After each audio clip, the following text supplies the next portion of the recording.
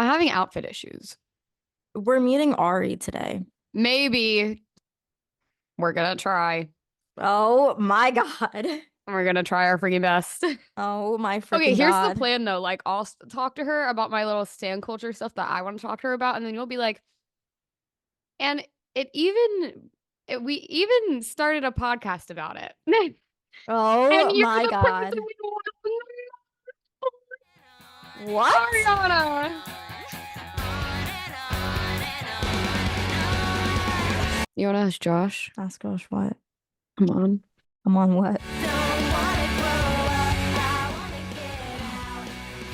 Lauren's message. Lauren Brodock sent us the nicest I message this know. It morning, made me making fun of us that cry. we sound smart. And I'm like, wow, I think that we sound really stupid Get sometimes. out of that. Anyways, guys, we are going to be happy to Call know that her today we're daddy. here to talk about caller Call dad her daddy. Yeah. Alex Cooper. Ooh. Alex Cooper, if you want to come on. And I know, here's the thing, is that I know everyone wanted Maya Henry to go on Call Her Daddy. So I don't know what to tell you. Sorry. So we just wanted to Um, come in here and say our piece about Call Her Daddy. I think that everyone's fucking cracked. So I think All everyone's right. cracked All because right. here's the thing. Call Her Daddy is the most listened to podcast about women. Basically, but it makes sense that people are angry about it because Call Her Daddy started out on Barstool, linked to Dave Portnoy. So like I was reading this one article about it, and it said that a lot of the viewership of Call Her Daddy, even though it's come a long way since Barstool, is still girls who probably date frat guys who are gonna vote for Donald Trump. Like that's a Well, lot of the but viewership. that's why it's so important, I feel like, because she like actually has an impact on these girls. So I think that it's Yeah, like but I think a lot of them won't even like give it a chance or listen to it. the thing about it is I feel like the interview very much appealed to like general public, and basically what we're talking about is Kamala Harris on Call Her Daddy and how that's just insane because it's Call Her Daddy. So seeing Kamala Harris go on that podcast is really weird. I think from the perspective of like Gen Z people who were like very online and know that this podcast is just a thing in the internet world, Yeah. because that's insane. And also, Alex Cooper grew up in Bucks County, which I think is also insane. She went to Will Harding's school, and his dad taught her in class I didn't know that. and was like, yeah, she was always smart, but She she was used to always talk smart. back. Alex. Yeah, Yeah, that apparently. makes sense. Well, she's like really smart, or she played like D1 soccer too. It is weird, but it's also honestly like the smartest thing that Kamala Harris's team could have done, Yeah, like no, for literally. her. Because also, Because like, very much like the young vote is like what is really yeah, important, I the think, in young this vote and election. also like women, like that's who she's relying on to for people to vote for her versus Donald Trump. And so it makes sense that she would go on a podcast that's the most listened to podcast about women, and the main topic of the conversation is women. Like they talked about reproductive rights. That was pretty much the crux of the podcast, which is just like the smartest thing that her team could have done. I also saw this thing in an article that I thought was really interesting where I think it was someone from like the White House said like a press person, they were like, we're in a generation now, or we're in a time now where people don't just get their news from three white guys on the TV anymore. And that's like Yeah. so true. And I think that it makes a lot of sense that she did go on Call Her Daddy. No, that is such an interesting thing. I was also gonna say, I think it's crazy because of the topics the podcast normally covers, but it's Yeah. I think a cool thing that a potential presidential candidate, a vice president, can go on a podcast like that and it not be weird. Because I think like Mhm. that's also just what people want to see is people being relatable and people being humans. And obviously it's she has that wall of like she's professional and it's not like Alex Cooper asked her about sex, which Yeah. like is like insane because I feel like people were like probably like at first glance like expecting her to talk in the way she normally does. And I really do wonder what that would be like. And if like that if we'll get to a point in like just what we post online where that's normalized, but I feel like for That's our so current weird. time, that can't happen. Like that literally could Yeah. not happen. Like she would get so like literally she's being like put down for not having children. So like you think that Kamala Harris could go on the Call Her Daddy podcast and talk like a normal person? Like obviously not. Which makes Yeah. sense. It's like the president. But it's also like so many men have done that. Yeah, no. And like the shit that Donald Trump says online, but it's like that And JD doesn't Vance, like yeah. that's the thing too, is the double standard with people, some people being mad that she went on Call Her Daddy when it's like Donald Trump has done so many more like unprofessional stuff and this wasn't even unprofessional. Yeah. No, like actual I felt like the actual conversation itself was like to me when I was watching it, I was like, "Oh, this is so weird because I'm getting a glimpse into what because I think we're in such a bubble and we've said this in other episodes of being in a city and being in queer communities and being in these environments that all kind of at least at a surface level agree and Hmm. are inclusive to all people and obviously whether that's productive or real or it's just saying it to because you know that it's not okay anymore at least in those communities for people to be misogynistic like at a surface level people know that around us and at least try to fake it at a base Hmm. level so then I think that it's interesting seeing a glimpse into like this conversation because I think that it's more appealing to a general public because I feel like watching it I felt like the conversation was like lagged because I'm like It was very oh safe. yeah like watching it I was like this is an outdated take like and something we should all know but then it's like well actually a lot of people still aren't on this page and half the world might not be on this page so I think it is important to just continue I don't know I was also wondering if in like a few years it'll like we'll all eventually get to a point of being like yes we all agree on this thing Yeah. because voting rights for women at a point where was probably the same Are kind you of talking about like conversation. abortion or like, Yeah. yeah, I feel like we won't. Just because I feel like abortion is like such a divisive thing. Like, I don't think anyone, because it's like, it's, it comes down to like whether or not you think it's murder. I think But that that's something that anyone can agree on. in reality that's not even the real like thing that it is because whether or not it's legal, people are gonna like do it unsafely and so I do think Yeah. like there's like all those layers that we all like understand, you know, everything that they were talking about, but like in like a safe way, kind of. Yeah. I don't know. I do honestly think that eventually it'll get to a point where everyone agrees on it because I think that that's the same way that we probably thought about other issues that were like common sense for women. Because this is like also a common sense thing for women. Yeah. I think it's like common sense in the terms of like that the government shouldn't have a say in it. But Yeah. yeah, like I feel like we might come to a point where we all agree on that fact that the government shouldn't have like control over it. Yeah, well, But that's what I mean. I thought you meant Yeah. like on like whether abortion's like right or not. No, no, I just meant on like whether it should be legalized. Oh, yeah. I don't know. I feel like we're not ever going to because I just think that there are some people that are always going to think that it's like killing so it's like murder, you know? And I think that if Yeah. it's like, oh, are you going to legalize murder? Like I feel like that's the argument that it's going to keep going back to. And I don't think like not that I like believe in that, Yeah. but I'm saying like yeah, No, just yeah, like of from course. like the other perspective, like I don't yeah, like I don't think it's ever going to. Because I remember like even talking about this in high school one time, and people were like, or my history teacher was talking about it, and he was like, it's like just one of the most divisive issues because it just comes down to like how you view it and like how you see it. And yeah, I don't know, but But also, I think there's an awareness coming to the idea that whether you view it as murder, it still implicates all these things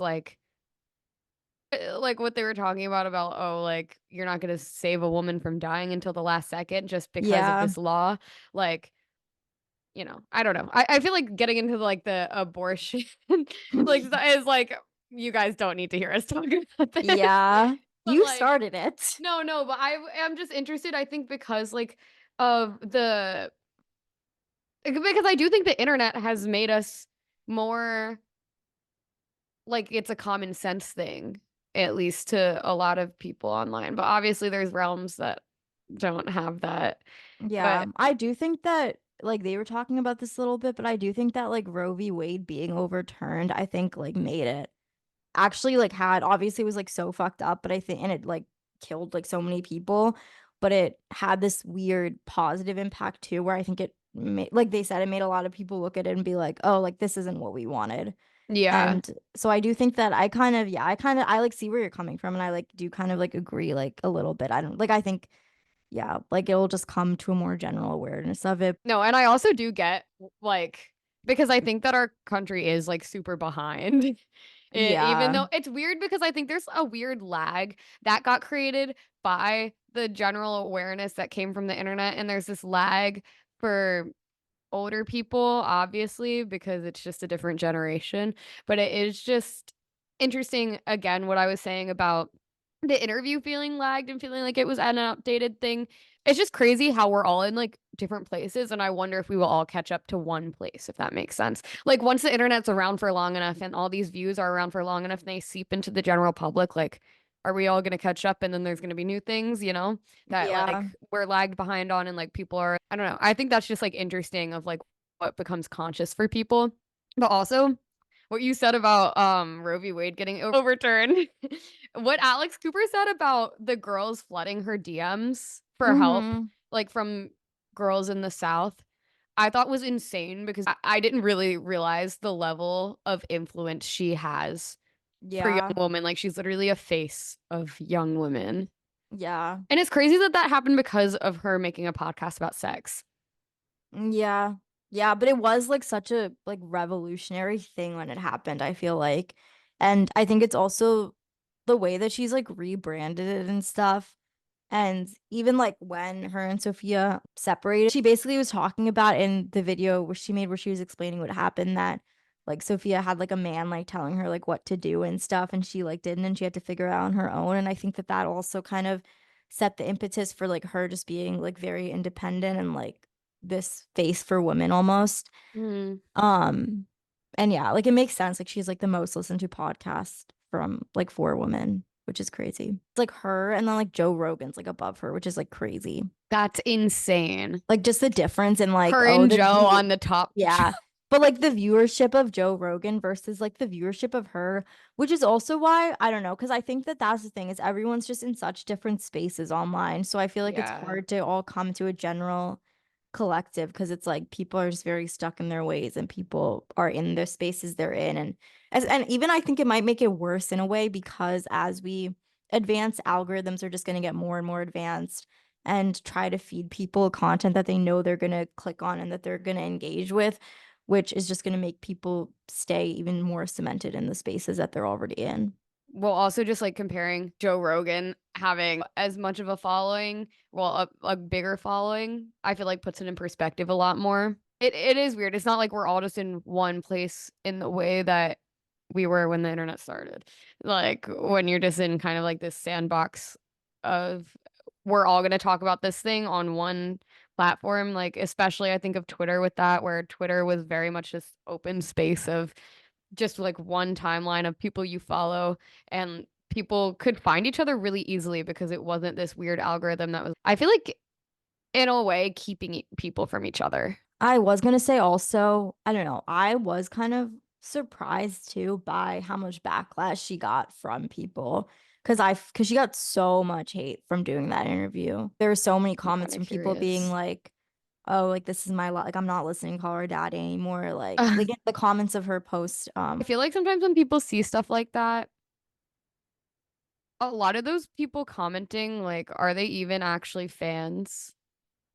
You know what I mean? yeah, no, Like, that's true. because people are just like insane in comment sections. Yeah. I mean, a lot. I think there definitely were some people that were fans, and then there were some people who probably just came from like being Trump supporters, but she was getting a lot of hate um or like she was getting hate for Hurricane Helene and for like the Biden's administration's um like reaction to it and how they've been handling it and then people were like, "Oh, for like criticizing her for going on this podcast when that's happening."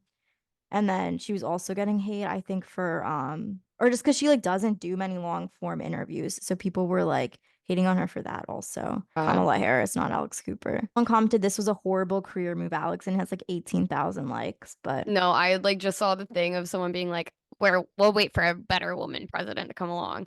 But it's just but so like, someone also like the one comment that has like 29,000 likes says, imagine being a woman following a woman who created a podcast for the health interest of women and being upset that she's interviewing a woman who might potentially become the first woman president of the United States. LOL. yeah, no. Also, like you could tell that Alex Cooper was very afraid of isolating her followers because of the message she did in the beginning. I don't know, it was Yeah. funny because she was like, if Donald Trump wants to come on and talk about abortion, he's welcome. Well, because she said they've reached out to him, Yeah. which is W- crazy. Dude, I want Alex Cooper mitigating the presidential debate. I do think it is like a weird thing for the internet to witness in general, just her having Kamala on in terms of how much influence is there and how much, like what you said earlier about like the internet becoming this really core source of education for people. Yeah, like that. Like she doesn't do a lot of long form interviews, and she's doing this one is definitely like a very smart move from her like campaign. But that is so interesting though, because it's like so reflective of where we've gone and what like matters. Like what, Hmm. because obviously she wouldn't have done that if she didn't think that it would It make a would really help. large impact. She's trying to reach people who potentially just would be swayed by like abortion rights. Yeah, well, like it's like women, like that's like who she's targeting is women, because that's the Mm. only. Because I feel like with a lot of issues, it's like both her and Trump don't like have like they don't have the best views on them, you know? And Yeah. especially with like Gen Z, but I feel like that's like the big ticket issue almost is like the fact that when Donald Trump was in presidency, like Roe v. Wade was overturned. So that's Yeah. like the biggest thing. And that honestly is like her biggest chance of winning. So Taylor Swift endorsing Kamala Harris, huge move. Oh, Well, do you think that's that Taylor Swift is influential, like where she would change people's votes? dude, did you see the statistics for like how many people registered to vote after she posted the thing? Are you serious? Yeah, well, that's like with any celebrity, like even Ariana Grande or her Ari. I think when Ari posted something about Palestine, like a lot of people donated. But yeah, Taylor That's Swift posting a insane. thing about voting, like so many more, like the stats are crazy. I don't know the number. Yeah, and same with like the 2016 election, like she or 2020, I don't know, 2020 election, I think. She was like influential in that. Like Taylor Swift has a crazy amount of influence. That's why everyone was so mad about her not speaking up about political issues, is because her influence is insane. That's insane. Also, just like understanding that there really is this celebrity power. And it's crazy Yeah. that people just look to this person who's just this person, but in their heads, it's like, oh, well, Taylor Swift told me to vote, I'm gonna vote. That's Yeah. insane. I think we're so just taught that we need someone to tell us what to do. I think that's what so Yeah. much of it is. Do you think people are in more of a place now, though, where, I mean, obviously there's that like statistic about Taylor Swift, but do you think people are more in a place now where they're more capable of making their own decisions and not just looking like, I don't know. I think so, because yeah, I definitely think so, just because of how much more information is accessible. Like I Yeah. think before a big part of why you couldn't or why people were incapable of making their own decisions was because you didn't have access to learning anything. So it's like even like learning about like relation like taking like a small example like relationships or like sex or stuff. It's like you had to learn about that from your parents or you had to learn about that from school. But now you can learn about that from the internet and you can learn like any angle on it that you want. People definitely have like a lot more access now to make their own decisions. Something I've been really wondering about a lot is how schools are going to begin educating on fake news, Hmm. especially because I think a lot of these like a lot of teachers probably, I mean, now that like there's younger people in teaching, I feel like they have a grasp on it, but there's such a gap in education if you're just like being educated by someone who's not a part of the internet generation. Like, do you think that they'll even like broach that topic? Like in like what class? Like, or do you just mean in general? I mean, social media literally is a news source at this point. Obviously, it's Yeah. not a like always a trustworthy news source, but I think that sometimes like it end up being like the first source. Like, you know what I mean? Yeah. Like primary source of some things is Hmm. sometimes a social media post. Because for us, it was just learning the difference between like .gov and like .com and knowing that .gov is a better source. But now it's like, oh my God, how do you even grasp that? And kids need to learn that, but everyone needs to learn that. Like we all need to learn that. And we're kind of past the point where we already graduated. Like some of us graduated high school, some of us graduated college, whatever it was, if you were like educated. But it's just insane because like that has to be like a choice. And I feel like a lot of people don't even realize that they need to make that choice. It's kind of hard to identify that things are advancing that quickly.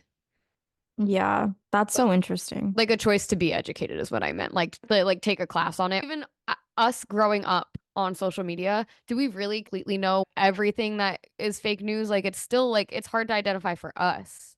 Yeah. Yeah, I no, like that want to is take a really class on it interesting. really badly. Yeah. Well, even like if you're not taking a class on it, even if you're in just a normal class, but you have to write like a paper or something about something and you have to look up information on it, it's crazy that if not now, then very soon, the sources that you're going to be like citing might be from social media posts. And it's like, okay, well, how do you determine the authenticity of a source if it's from social media? No, I saw on Nicole Raffy's story, someone was writing an essay about social media and cited her podcast, cited Whoa. Nicole. And that's the crazy thing because like citing a podcast, but like that feels outlandish, I think, to us because it's I like mean, that's like the same thing though, if you think about it as like when people would cite radio shows and stuff, like I feel like it's like not that crazy. I think the difference is that, well, maybe this isn't really the difference because it's just how it seems at the time.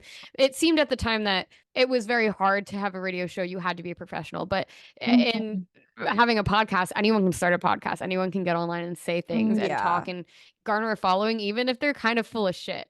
Yeah. And that's what's, I think, that's what seems like is the difference, even though for me, I'm looking back at radio shows and I'm sure that those people were also full of shit. And that's the thing is we Yeah. always think that everyone knows better than we do. Like we always just Yeah. assume that someone has the information and has like the credentials to be doing something when in reality like a lot of people are kind of just like full of it. So we're gonna go meet Ari or what? Oh, I have so much work to do. Can we go to a coffee shop? Oh my God, we meet Ari. If I'm gonna go up to her and be like, I love your song Espresso. You wanna ask Josh? Ask Josh what? Come on. Come on, what? Come on, more like Kamala.